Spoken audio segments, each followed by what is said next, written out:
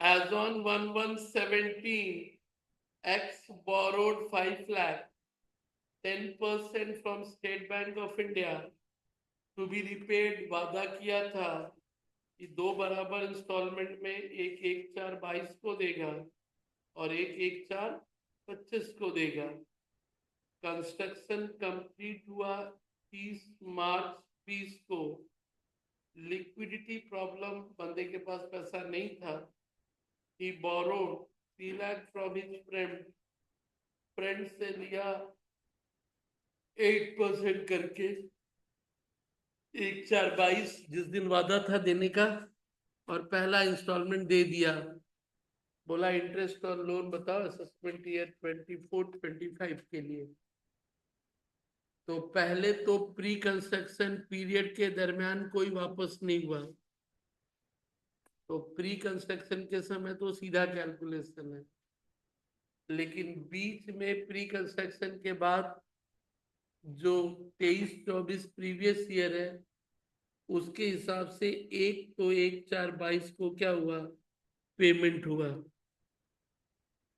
तो वहां से दो अलग अलग तरह के लोन है, एक स्टेट बैंक का है और एक दोस्त का है। तो पढ़ा और सुना भी था कि दोस्त से लेके यदि दिए हो तो दोस्त का लोन भी तो घर के लिए ही हुआ ना। वो पहले तो प्री कंस्ट्रक्शन पीरियड की बात कर ले। लोन लिए 1/1/17, डेट ऑफ कंस्ट्रक्शन नहीं है तो 1/1/17 से ही चालू करेंगे। जिस दिन घर कंप्लीट हुआ है उसका पिछला 31 मार्च, तो घर यदि 30 मार्च 20 को कंप्लीट हुआ तो पिछला 31 मार्च कितना हो गया, 31 मार्च 19। तो सर ईयर 17 पूरा, 18 पूरा, 19 का 3 महीना। तो प्री कंस्ट्रक्शन का समय हो गया 27 मंथ। कितना हो गया? उस दरमियान लोन अमाउंट कितना था, 5 लाख। तो 5 लाख रुपए का हमारा रेट ऑफ इंटरेस्ट का भी जिम्मेदारी था। तो रेट ऑफ इंटरेस्ट का भी कोई प्रॉब्लम नहीं था। तो 5 लाख रुपया रेट था उस समय, 10%, 27/12 ये प्री कंस्ट्रक्शन होगा। तो 27/12 का हिसाब से 5 इंस्टॉलमेंट में मिलेगा। घर कंप्लीट 31 मार्च 20 यानी 19-20 को हुआ। 19-20 में पहली बार, 20-21 में दूसरी बार, 21-22 में तीसरी बार, 2020 करना नहीं नहीं, रिकंस्ट्रक्शन तो 5 इंस्टॉलमेंट में मिलेगा ना।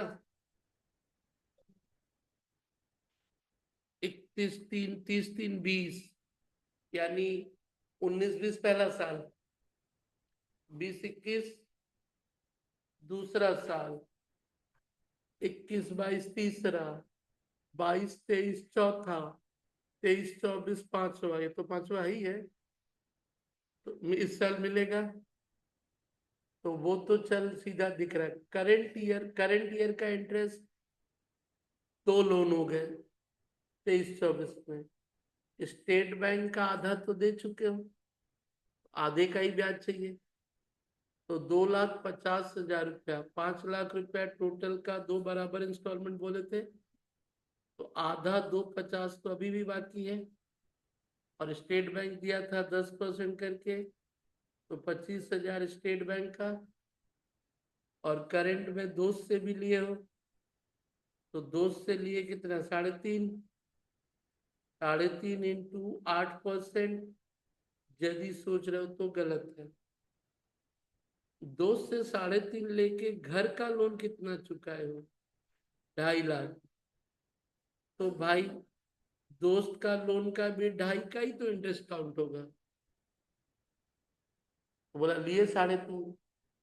तो इनकम टैक्स वाला बोला एक का किया तू। बोला वो हम अपना घर का बिजनेस कर रहे थे। बोला भाई हम तो वही देंगे ना जो घर में यूज हुआ। तो 3.5 ये मिसगाइड कर रहा है।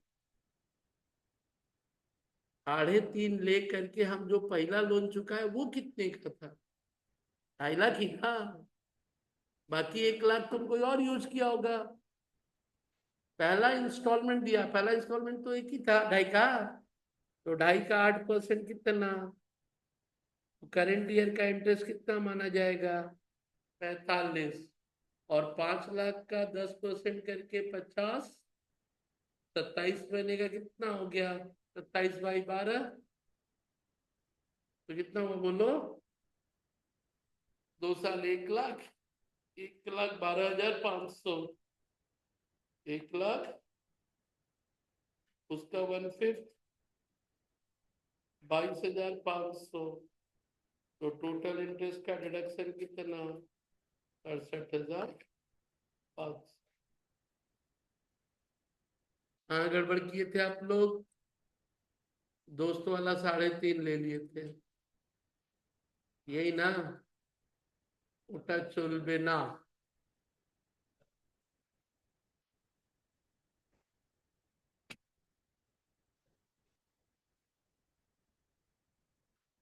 समझ में आया?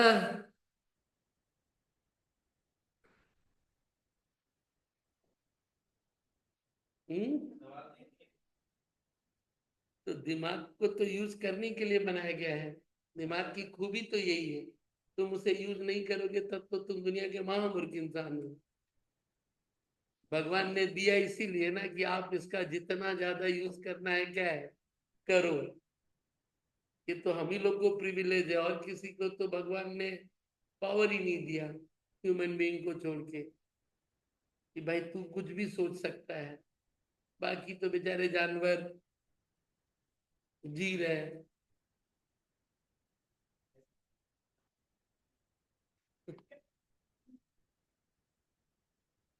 गोविंद जी का हार गए, थक गए।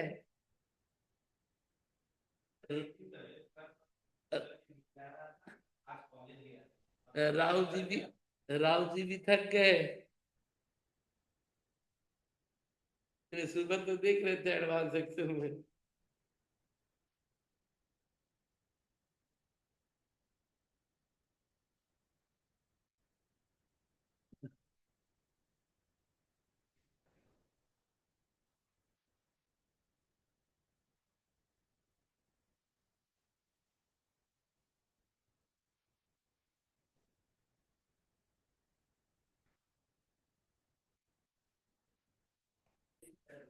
उससे क्या मतलब है, घर इंडिया में है ना। देख भाई, आर एक घर का मालिक है जो कंप्लीट हुआ था 31 अगस्त 16। 31 अगस्त 16 से एक बार प्री वाला उस कैलकुलेशन को भी क्लियर कर लो। 5 साल तक ही मिलेगा ना। अभी वाला सवाल में घर कब कंप्लीट हुआ था?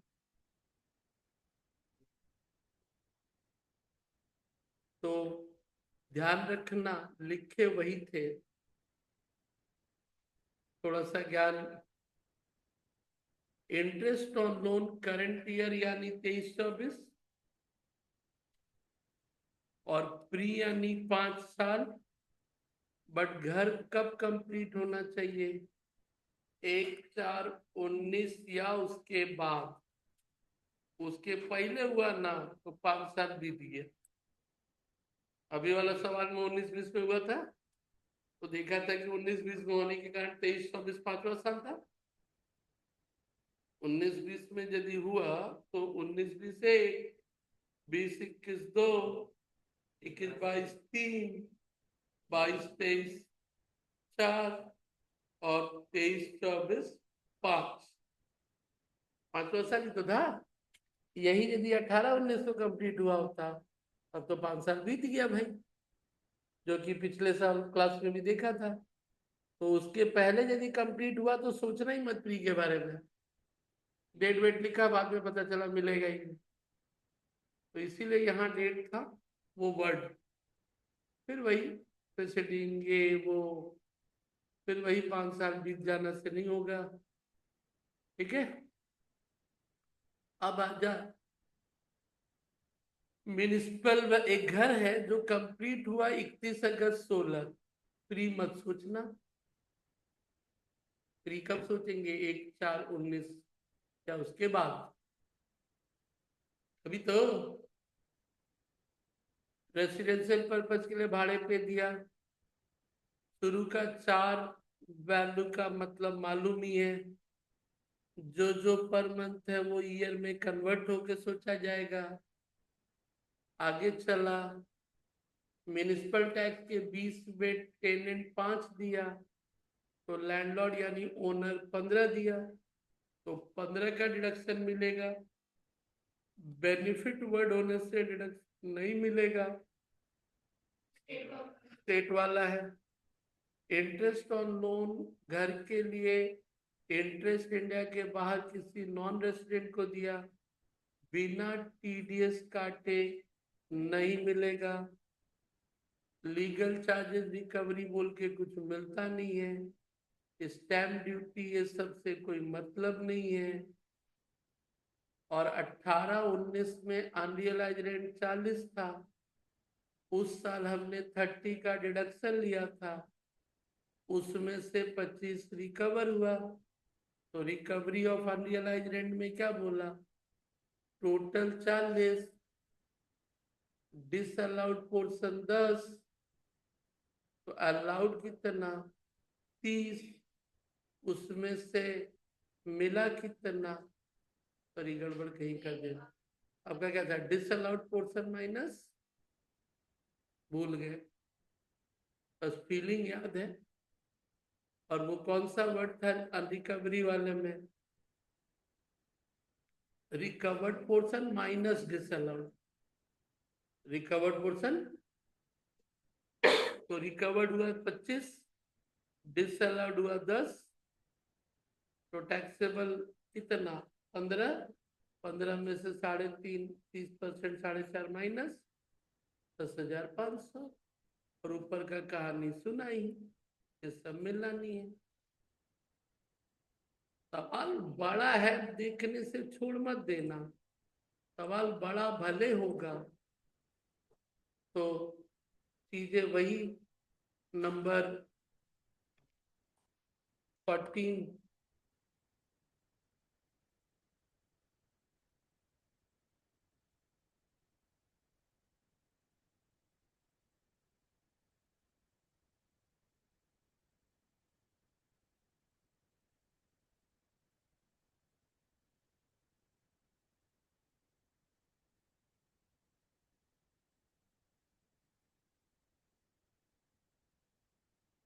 GMB, fair and standard, RER, ARR, GAV, municipal tax, standard deduction, interest on loan नहीं मिलेगा, रिकवरी का कहानी।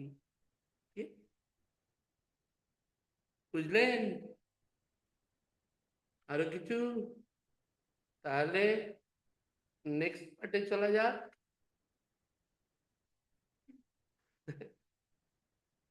तो चले आइए नेक्स्ट पोर्शन में। तो हाउस प्रॉपर्टी कैसा फील कर रहा है? ठीक है।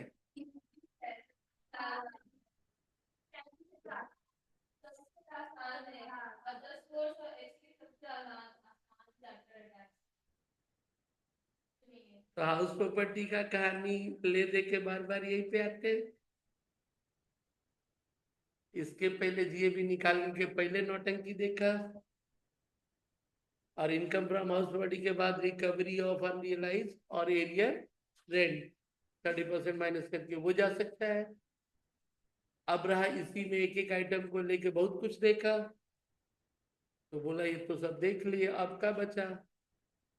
अब बचा घर जो है। ये जो अभी कैलकुलेशन कर रहा था वो था, देखिए ये जो कैलकुलेशन कर रहा था ये था कि घर भाड़े पे दिया है,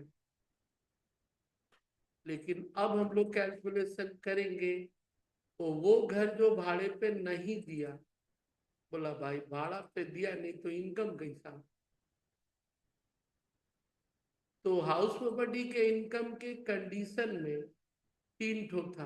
कहाँ का था 3 ठो? बिल्डिंग होना चाहिए, आप मालिक हो, और बिजनेस यूज नहीं है। कहाँ लिखा है कि भाड़ा पे देने से ही होगा? ऐसा तो कुछ बोला नहीं भाई। ऐसा कहीं नहीं बोला कि घर भाड़ा पे देना है। बस 3 कंडीशन होने से कैलकुलेशन होगा। मतलब जब हाउस प्रॉपर्टी का कैलकुलेशन करते हैं तो अब हम लोग फोकस होने वाले हैं self occupied, deemed to be let out, partly let out, partly self-occupied, property not occupied due to employment purpose. लेकिन due to employment is also treated as what? Self-occupied. तो अब देख, इस पूरे फॉर्मेट से निकल के अब तू किस तरफ मूव कर रहा है, समझा? ये सब जो हम लोग कर रहे थे, ऐसा नहीं सबके लिए यूज होगा, बट अभी तक हम लोग कर रहे थे उस घर का जिसको भाड़े पे दिए थे। तो यानी हाउस प्रॉपर्टी का इनकम कैलकुलेट करते वक्त हाउस का नेचर भी इंपॉर्टेंट है। तो अजीब लग रहा होगा, हाँ सर, हाँ इसमें भी लेट आउट है पार्टली, बट बाकी में अजीब लग रहा होगा भाई, भाड़ा पे दिया नहीं, बोलता इनकम कैलकुलेट करो। इनका मतलब भाड़े पे होने की बात। ये बिल का हो गया भाई, अब बजाता नहीं है, उधर बज जाता है। फिर आया, समझ में नहीं आ रहा है। अबे यही था, उसके पहले भी सुबह वही था, वो बजाया। ये तो ऐसा ही हाल होगा, शेर आया शेर आया भेड़िया आया, साला देखा एक दिन आया ही नहीं, ऐसे ही बज जा रहा है। आज सुबह एक बार खाली बजाया, ये रोज बज जा रहा है ऐसे ही। बोल दिखा तो भाई, इसमें का प्रॉब्लम क्या है? ये अपने आप का है बजता, देख तो।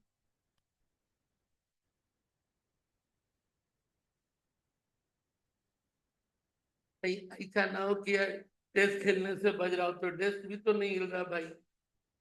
चला, तो अजीब ये लग रहा था भाई, भाड़े पे दिया नहीं फिर कैलकुलेशन। तो ध्यान रख, स्टूडेंट पॉइंट ऑफ व्यू से तू भले ही नहीं कर रहा है, लेकिन रियलिटी में तो तू खुद का होने से भी करेगा। बोला क्या फायदा कैलकुलेट करके? तो ध्यान दे, अब हम लोग कैलकुलेशन में जा रहा है कहाँ पे? यदि खुद रहता है तो भी income from house property calculate होगा। बोला मतलब होगा। अब देख क्या हो रहा है। सवाल कहता है कि जब सेल्फ ऑक्युपाइड का कैलकुलेशन करोगे ना, 23(2)(a), house or part of the house is not in the occupation of the owner for the purpose of what? Where the house is what? अपने ओनर रेसिडेंस के लिए है।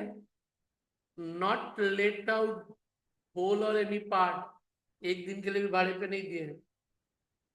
और no other benefit is what? ऐसे घर को बोलेंगे self occupied. हम खुद रहते हैं, ऐसा नहीं कि 1 महीना भाड़े पे देके 11 महीने खुद रहा, बोला तब तो इसमें नहीं आ पाओगे, उसके लिए अलग से पढ़ेंगे, partly let out partly self occupied. ये है सालों भर खुद रहता है, कभी किराए पे दिया नहीं, और उससे घर से और कोई बेनिफिट लिया नहीं। तो सवाल कहता है, ऐसा दो घर का एनुअल वैल्यू 0 होगा। तू भी बोला ये कौन सा नौटंकी है? सवाल सब कैलकुलेट करेगा तो ऊपर से बोलता है 0। एनएवी क्या होगा?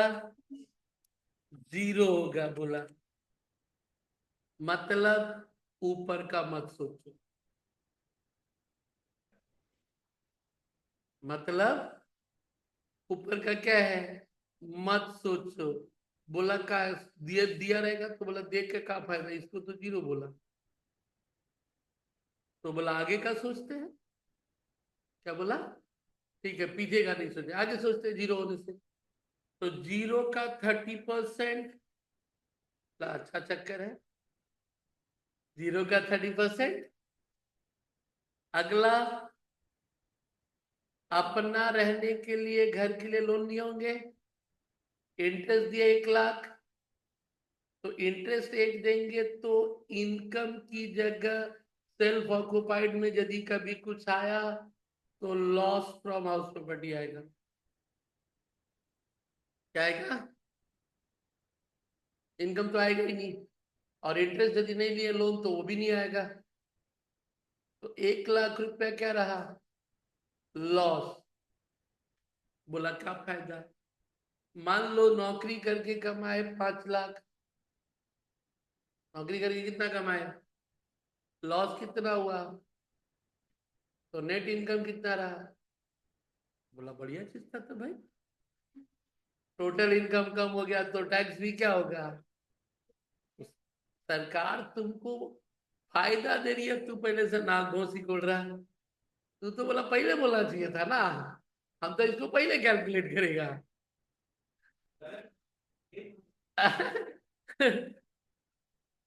तो पहले से काहे गलत समझना। खुद रहने पे भी होगा और उल्टा ये लॉस में बदल देगा। इस पे क्या क्या मेरी जिंदगी पे आता है। भवानीपुर कॉलेज में एडमिट कार्ड लेने के लिए हम लोग लाइन में खड़ा था। एक तो यूनियन का लड़का पर्ची दे रहा था। तो तुम लोग अपने कॉलेज में यूनियन का लड़का देखते ही क्या सोचता है? 20-50 का चंदा चुना क्या करेगा? लगेगा। हम भी लोग वही सोचा था।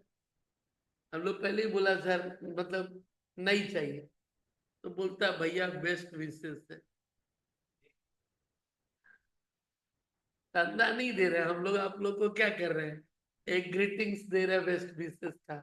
बोला नहीं चाहिए। तो पहले तो सुनो तो सही भाई। बट हम लोग आजकल क्या है, पहले ही ना।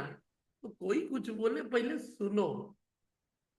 अच्छा बुरा जो भी है, सुनने में ठीक है, सुनने के बाद बोलो ठीक है आई एम नॉट इंटरेस्टेड।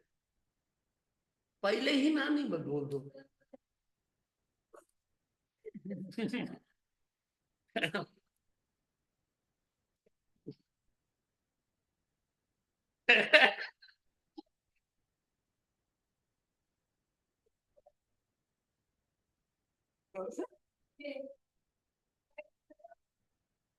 नहीं नहीं ठीक है, वो भी सोची। चला, समझ में आया लॉस। तो इस सेल्फ ऑक्युपाइड में एक ही चीज काम का है। यदि सब में नहीं है तो वो भी नहीं सोचना है। और 2 घर का नील होगा। लेकिन इस लोन पे और कुछ क्या बोला है? तो कहानी ये है, इस लोन पे जो इंटरेस्ट को लेके है, तो देख ध्यान दे। एक सवाल है, मिस्टर अभिषेक जी का घर है और income from house property Lucknow शहर में रहते हैं।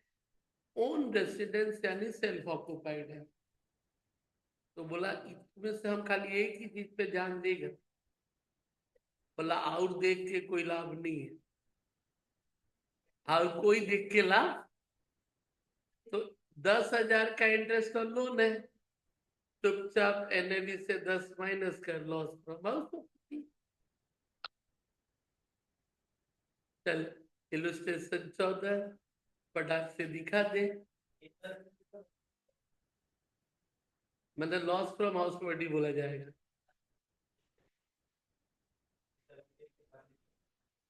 दोनों का नील। हाँ, दोनों का। हाँ, मिलेगा। अब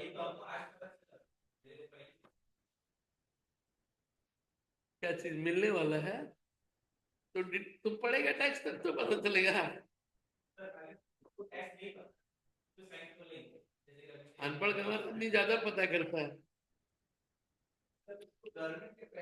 अनपढ़ गंवार आदमी ज्यादा पता करता है।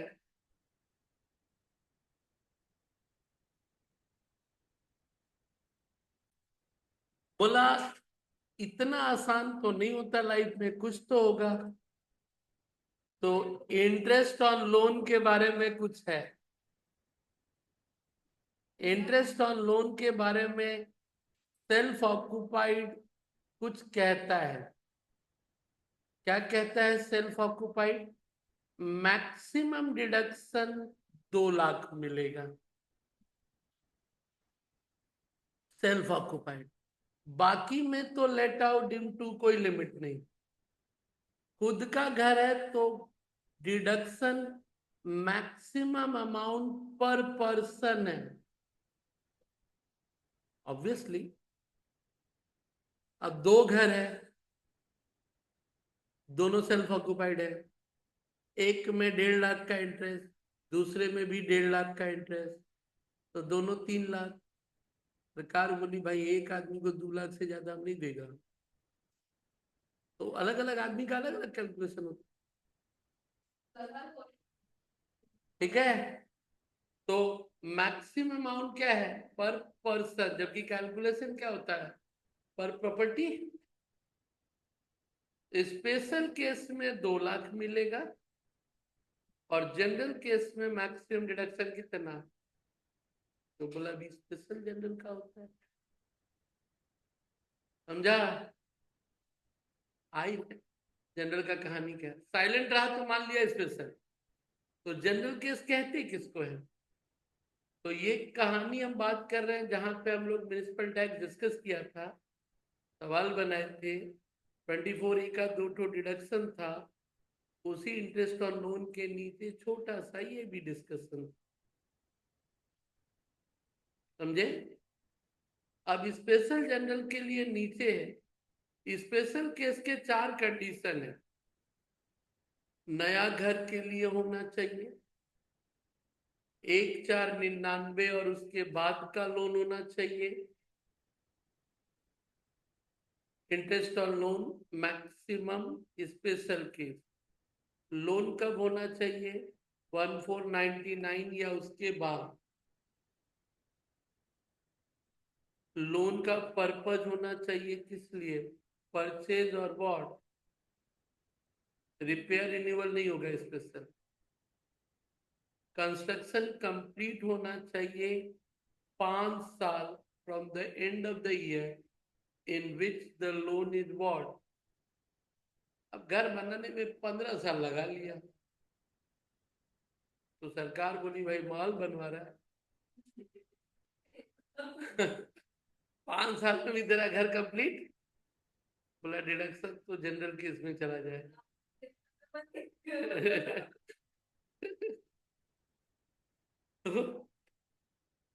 जनरल केस बाकी सर। तो रिपेयर वर्ड आते ही जनरल, रिन्यूअल वर्ड आते ही जनरल। समझ में आया?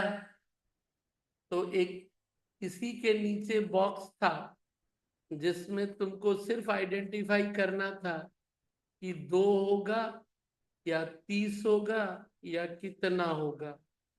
इलुस्ट्रेशन 15।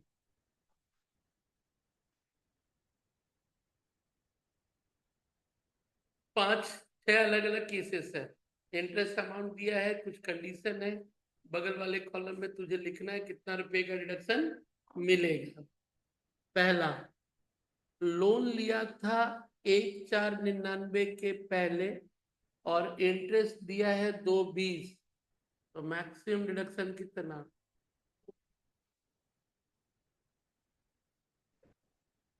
जनरल केस तो 30,000 मिलेगा ही, स्पेशल होने से 2 लाख ना। ठीक है छे। नंबर 2, लोन का भी इंटरेस्ट तो हमारा लग ही रहा है, बट सरकार बोली डिडक्शन हम क्या करेंगे? कम देंगे। नेक्स्ट, पॉइंट नंबर 2, कितना मिलेगा डिडक्शन? कितना दिया तो 1/50 ही है। नंबर 3,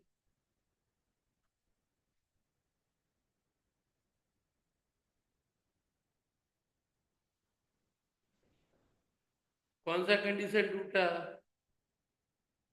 5 साल के अंदर घर कंप्लीट नॉट, ठीक है, बिफोर। चलिए नंबर 4 बोलो। रिपेयर वर्ड एक बार मिल गया तो 30 ही होगा। नंबर 5 बोलो।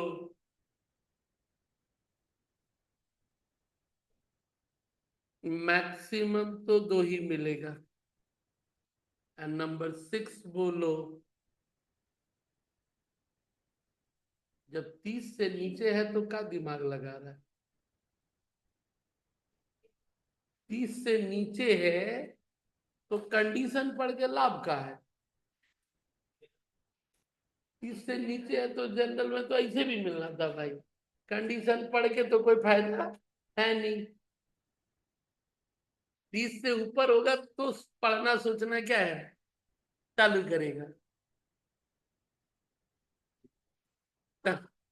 समझ में आया पहले? अब आजा क्लास नोट्स का 9 नंबर सवाल।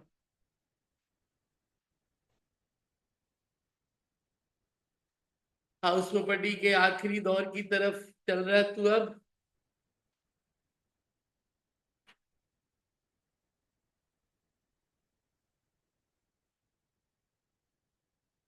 ध्यान दे।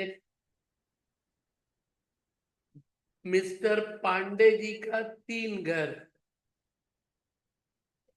हाउस 1, हाउस 2, हाउस 3, और शहर है चेन्नई मेट्रो। लफड़ा बढ़ जाता है। 3 घर में 2 है सेल्फ ऑक्युपाइड। तो बोला 2 जब सेल्फ ऑक्युपाइड है तो नजर सिर्फ और सिर्फ इंटरेस्ट ऑन लोन पे होगी, और कहीं नजर मत देना। समझ गया? लेकिन दोनों मिला के मैक्सिमम 2 लाख मिलेगा। तो यदि हाउस 2 में 2 लाख ले लिया तो हाउस 3 में 0। समझा? हाउस 2 में जब 2 लाख ले लिया तो हाउस 3 में क्या मिलेगा? तो बात ही नहीं करनी बाबू।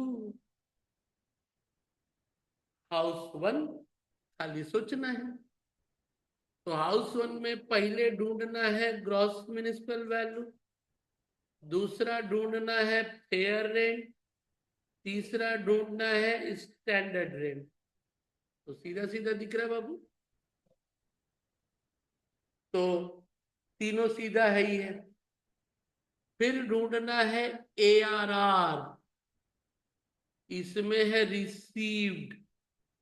रिसीव्ड वर्ड मिलने से दाएं बाएं देखना कहीं वैकेंसी तो नहीं है। तो वैकेंसी यदि 2 महीना है तो रिसीव्ड तो 10 महीना का हुआ होगा। पर मंथ नहीं पड़े ना, रिसीव्ड, रिसीवेबल नहीं है वो। तो नेचुरली वो 10 महीने का है। और वैकेंसी होने से GAV का कैलकुलेशन देखा है। क्लियर? साथ ही साथ ढूंढते हैं कहीं अनरियलाइज रेंट तो नहीं है। बोला कहीं नहीं दिख रहा।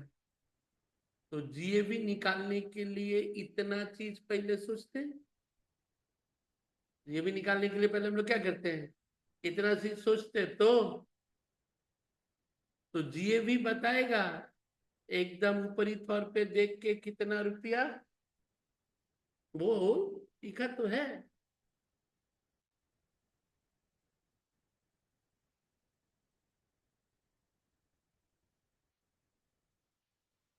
GMB 164, फेयर रेंट 45, दोनों में हायर 164, स्टैंडर्ड से ज्यादा नहीं 136, RER 136,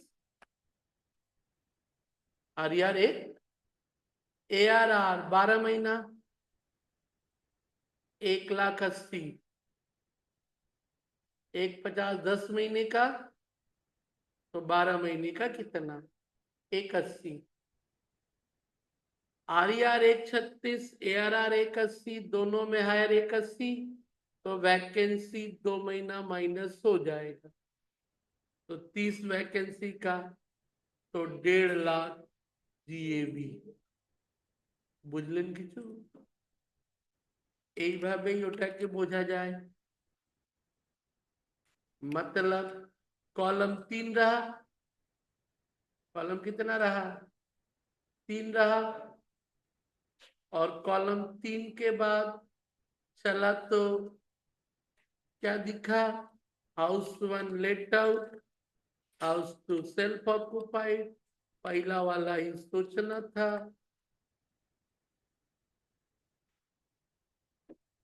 और सोचते सोचते पहुंचना था कहाँ? GAV पे।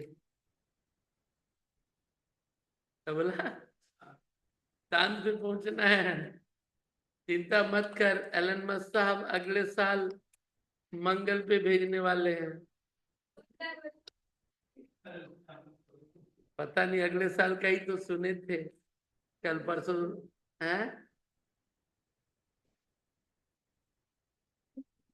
एक भाई वहां पहले उनको भेजा जाएगा जो वहां जाके पहले मनुष्यों के लिए रहने लायक कुछ क्रिएट करेंगे। तू तो जाके वहां सोएगा।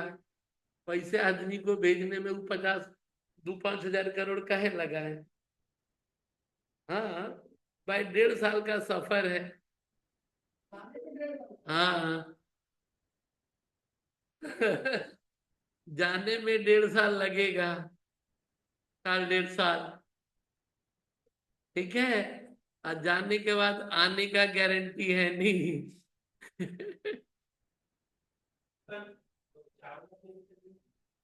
वो कहाँ, वो तो वहां उधर कहाँ गई, वो तो अंतरिक्ष में ही थे। अभी तो मिशन मार्स में कहीं मैन ह्यूमन तो हुआ ही नहीं है। तो फिलहाल इरादा है कि 5 2 5 7 जो वो लोग जाए, वहां जाके अर्थ की तरह कंडीशन को निर्मित करें, सिचुएशन को। तो एक्सपर्ट एक्सपर्ट लोगों को भेजा जाएगा।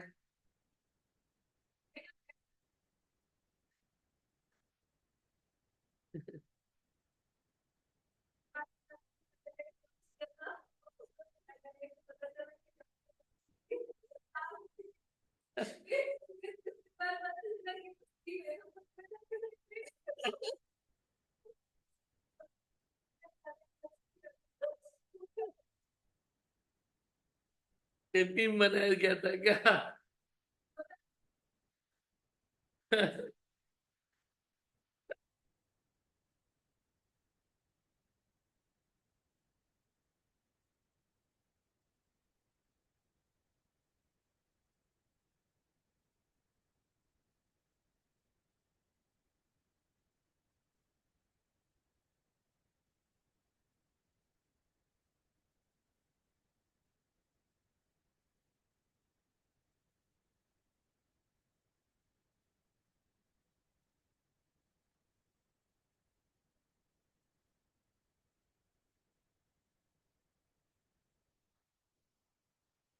तो 3 कॉलम को ले लेना कभी भी।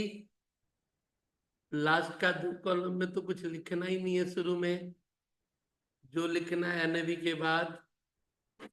और पहला कहानी होगा तेरा GAV तक पहुंचना, क्योंकि वही तो असली वहां से रेस चालू होना है।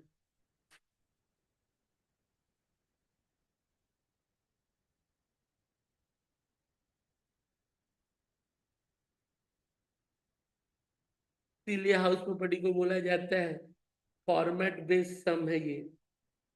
थोड़ा थोड़ा जो चीज बोला गया है वही हल्का सा सोचना है।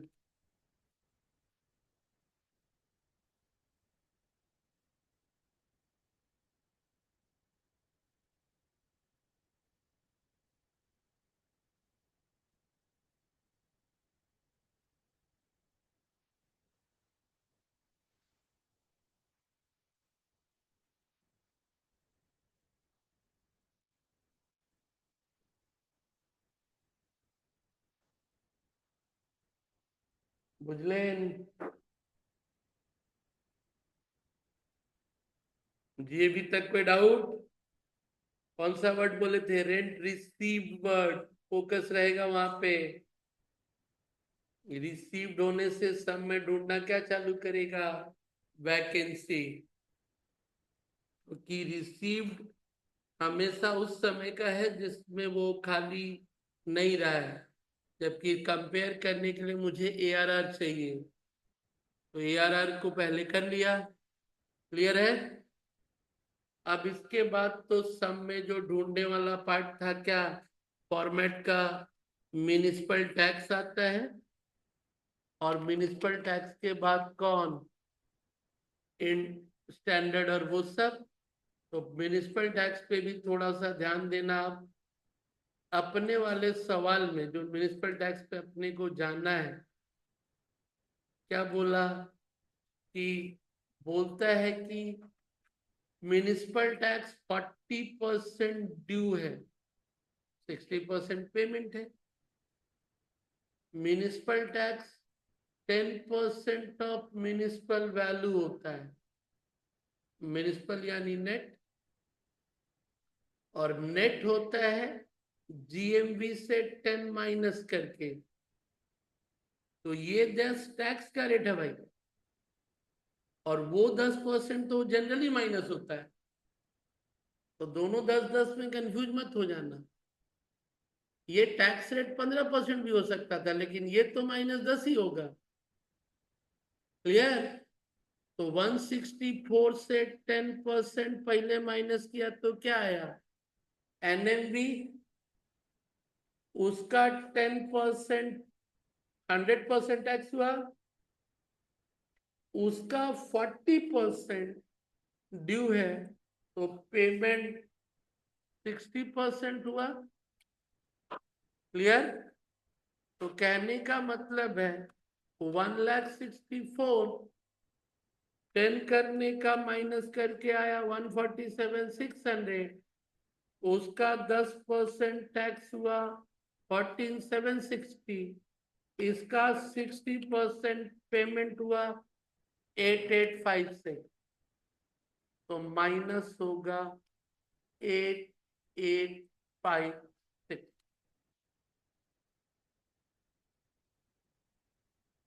बुझलें?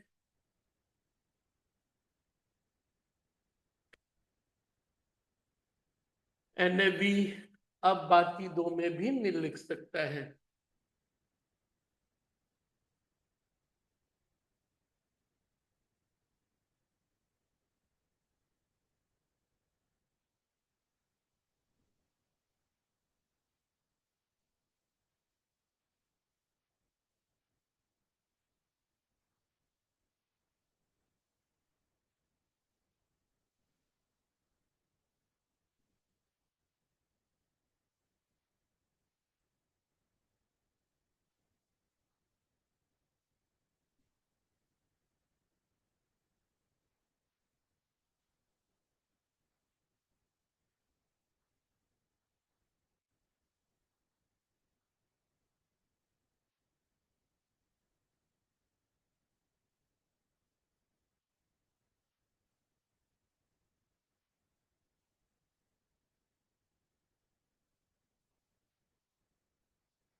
हो गया?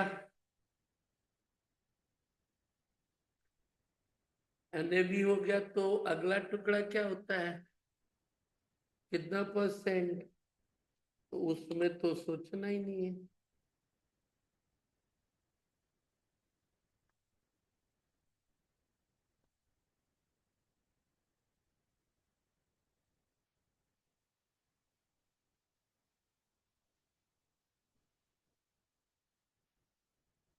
ठीक है। इसके बाद इंटरेस्ट ऑन लोन सोचना है। अभी थोड़ा बहुत डिस्कशन हुआ। तो इंटरेस्ट ऑन लोन में हाउस वन का इंटरेस्ट ऑन लोन 52 सीधे माइनस होगा, और इनके केस में तो बोला हाउस टू में यदि 2 लाख ले लिए तो 3 में कुछ नहीं मिलेगा, तो पहले हम 2 में ही ले लेते हैं पूरा।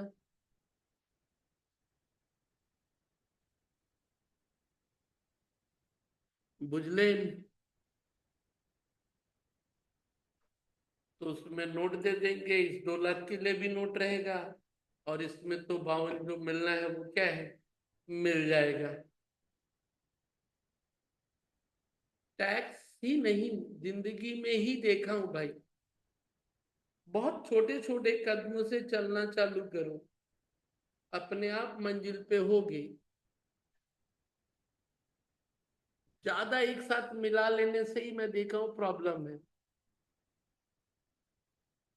चलो, तुमको भी मालूम है कि इतना सारा जो दिया, repair, brokerage for arranging loan, collection charge, legal charges for recovery of arrear rent, fire insurance, कुछ नहीं। हाँ, अनरियलाइज रेंट रिकवरी होने पे, पूरा कैलकुलेशन होने के बाद सोचते हैं, यही ना।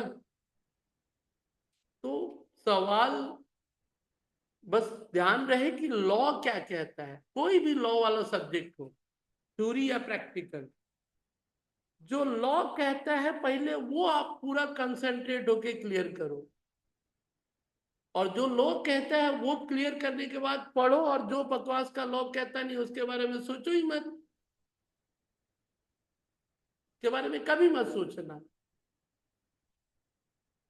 अदरवाइज हर एक चीज तुमको अपनी तरफ बुलाएगी, मगर जाने का नहीं।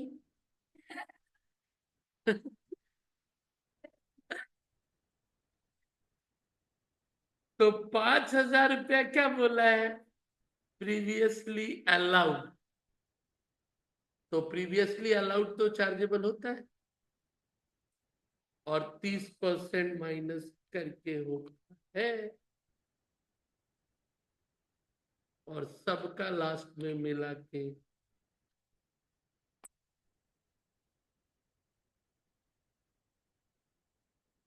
बुझले।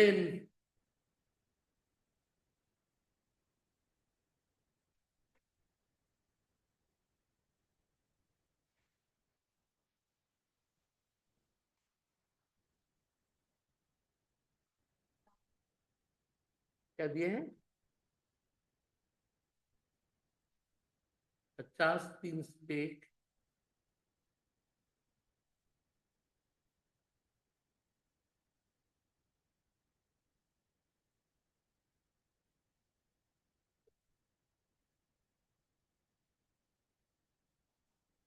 50, 301 ही होगा।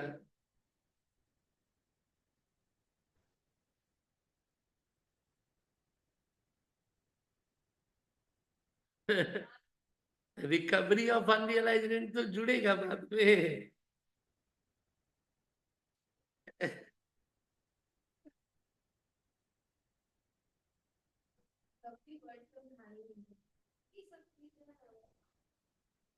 रिकवरी तो जुड़ेगा 1,500 माइनस करके। तो पता नहीं माइनस कहाँ से 3.5 कर दिया गया था सिंबल को। बुझले। देख भाई, एकदम सीढ़ी दर सीढ़ी चढ़ते चलना।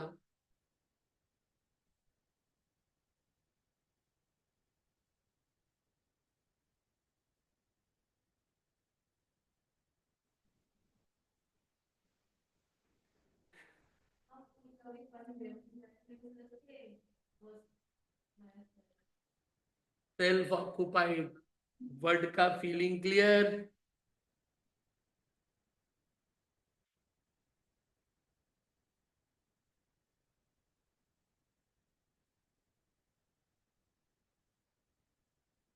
बिकॉज एसएससी और पर्सन तो एक ही है, कैलकुलेशन हाउस स्पेसिफिक होता है, बट लास्ट में तीनों जाके मर्ज तो हो जाएगा।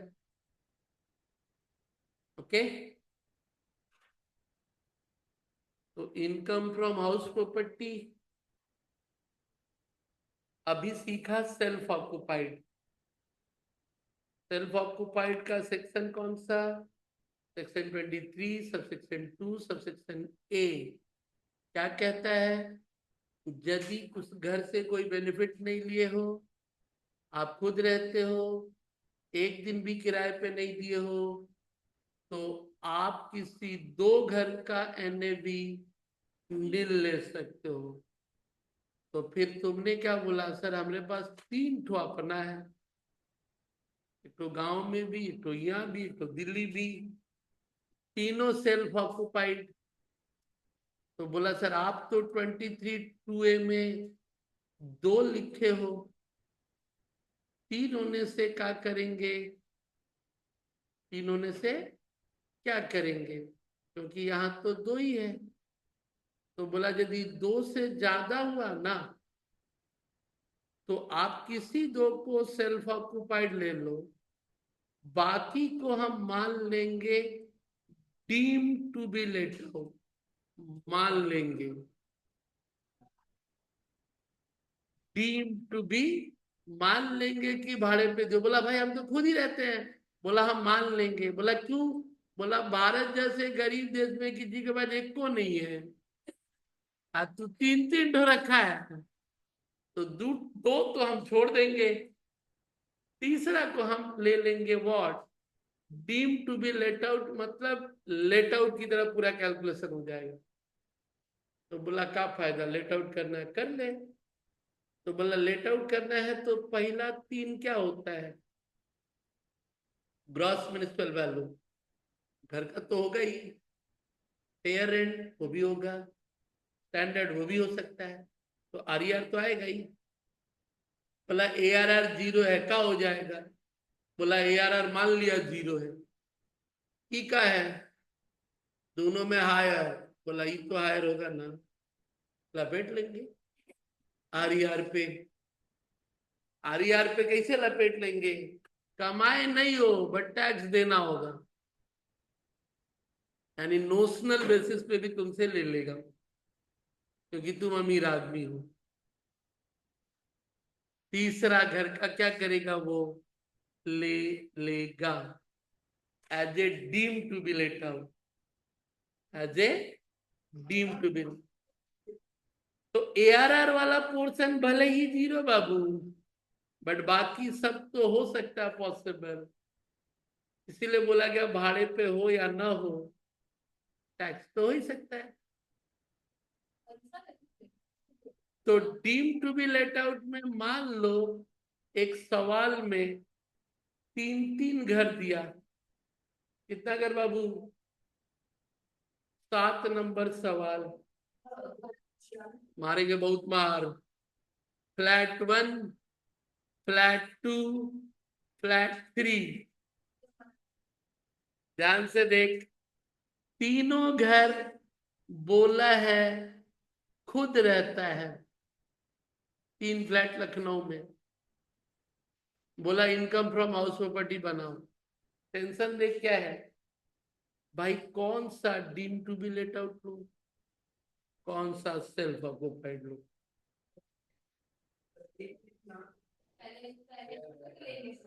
देख है, ये जो फेयर रेंट कंट्रोल एक्ट है ना, रेंट कंट्रोल एक्ट आने से समझ जाना स्टैंडर्ड रेंट, समझ गया? हमने क्या बोला था, स्टैंडर्ड रेंट क्या है? स्टेट गवर्नमेंट के लॉ के द्वारा है ना, तो लॉ का नाम ही क्या है? Rent control act. समझा? ARR तो मिलेगा नहीं क्योंकि खुद रहते हो ना, ARR का तो सवाल ही नहीं है भाई। अब रहा GAV NAV तो अपनी जगह, इंटरेस्ट वाले जगह में कुछ लोन 99 के पहले भी है। तो पहले यानी एपरेंट मतलब ऊपरी तौर पे देख के हम नहीं बोल सकता किसको deem to be let out लें, किसको सेल्फ ऑक्युपाइड लें। बोला कैसे करना होगा? बोला पहले एक को ले लेते हैं deem to be let out, और बाकी 2 को क्या ले लेंगे? Self occupied. उसके हिसाब से कैलकुलेशन आएगा। फिर दूसरी बार पहला वाले को सेल्फ ऑक्युपाइड दूसरा वाले को क्या था? Deem to be let out. 3 solution करना, मतलब 3 सॉल्यूशन करना होगा। पहले देख, 2-3 साल पहले एक ही घर का NAV 0 बोला जाता था। फिर भारत सरकार को लगा कि रियलिटी सेक्टर में अभी मंदी चलने लगा, लोग घर नहीं खरीदे, तो सरकार ने कहा कि अब 2 ठो ले सकते हो। तो मतलब लोगों को मतलब बढ़ावा देना। टैक्सेशन एक लॉ है जिससे किसी हरकत को बढ़ावा दे सकते हो या डिस्करेज भी कर सकते हो। तो लॉ के इन्हीं सब प्रोविजन से उस एक्टिविटी, इकोनॉमिक एक्टिविटी को चंगा कर दिया जाता है। तो यहां सवाल 3 बार में बनेगा, इसलिए ऑप्शन आंसर में 3 है। Option 1, option 2, option 3। और जिसमें इनकम सबसे कम आएगा, देख रियल लाइफ में जो इनकम जिसमें ज्यादा वो करेंगे और लॉस जिसमें कम वो करेंगे। बट जब कंप्यूटेशन का बारी आएगा ना, तो उल्टा, जिसमें इनकम कम और जिस ऑप्शन में लॉस सबसे ज्यादा, वही हरकत मेरा क्या होगा, सेलेक्ट होगा कंप्यूटेशन के समय। कंप्यूटेशन है बिकॉज ज्यादा इनकम कम रहा तो टैक्स कम लगेगा, कमाएंगे ज्यादा, कैलकुलेशन कम दिखाएंगे ना। लॉस ज्यादा दिखाएंगे तो फिर सेट ऑफ माइनस भी तो लॉस ज्यादा होगा, मेरा बाकी इनकम को तो कम कर देगा। तो कंप्यूटेशन के समय क्या करना है, इनकम को कम दिखाना है और लॉस को ज्यादा, वो मेरा प्रेफरेबल ऑप्शन होगा। तो ऐसे केसेस में आपको पहले क्या बोले,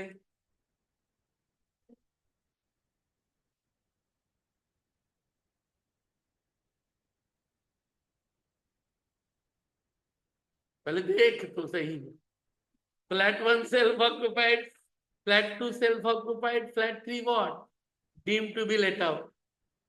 दूसरी बार वाले में पहला को डीम, बाकी 2 मेरा मर्जी करने, कोई दिक्कत नहीं। तीसरी वाले में तीनों ऑप्शन बदलना पड़ेगा ना, 3P3 3।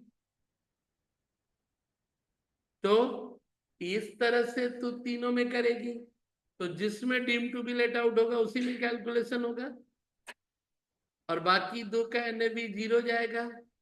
लास्ट में मैक्सिमम का ध्यान में रख के डिडक्शन होगा।